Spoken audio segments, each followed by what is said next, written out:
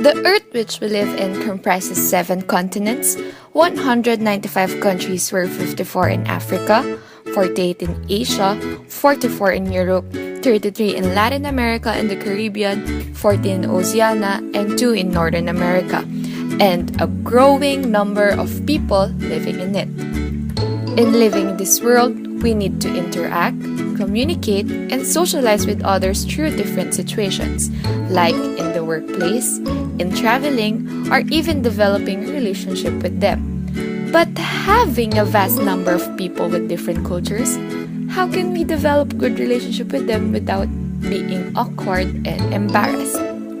Number 1, time. Time is gold, as what they say, but in different cultures, they treat time differently.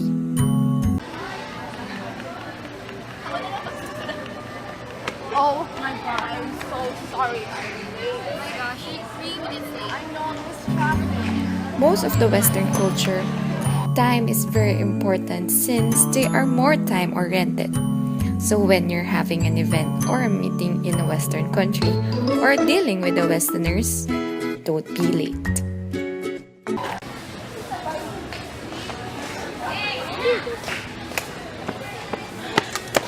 Uy, sorry late ako.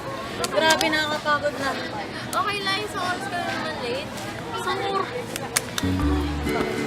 Well, most of the Eastern culture are event or people-oriented since they are more into the event proper itself and enjoying the moment. And they also use time as their guide for what they will do for a day. Some people say it's better late than never. Number 2, dress and appearance. There are various dresses and clothing that existed to refer to different cultures, and nowadays, how we dress ourselves is our way of expressing what we are to the world, and this varies to different cultures based on what is culturally accepted to them. As we know how fashion prevails in most of the Western culture, they dress not just only to impress, but also for success, status, independency, or wealth. They are more on indulgence dimension of culture. In the Eastern culture, most of the countries here are conservative as to what they are used to, especially on how their parents taught them about dressing up. Number 3, school or work habits. When it comes to school or working habits, these cultures value self-development but in different aspects. In the Western culture, most of the countries are into personal development, not just in academics, but more on in extracurricular activities like sports and others for personality and skills development. While in the Eastern culture, they spend time on extracurricular activities, but they are more on the work and academics as their achievements on these two are their basis for their status in the community and especially their parents' expectations. Number 4, relationships.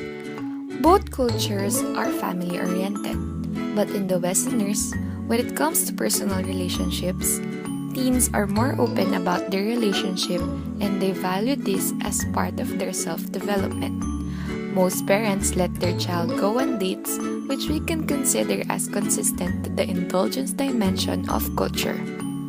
But most of the families in the Eastern culture, couples need to seek approval from their parents through courtship before dating.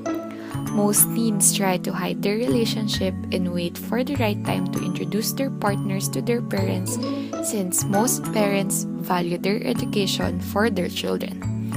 As what Filipino parents say, yan lang ang kayamanan na kaya kong ipamana sa'yo. Number 5, values and norms. Alongside their way of life are the values, customs, and norms that we learned from our ancestors and taught in our home. That's why we learned our first lessons from our family. Another important lesson that teenagers must bear in mind and teenagers who would like to date other culture is this. In the Western culture, most of the children are open to their parents about what's happening in their lives, especially when it comes to relationship and in the matter about sex. Most parents teach them about sex and how to take care of themselves when it comes to this matter. While in the Eastern culture, who are known as more family-oriented and most have scored high in restraint, most parents are more protective when it comes to the matter of sex. They value modesty as it reflects to the image of the family.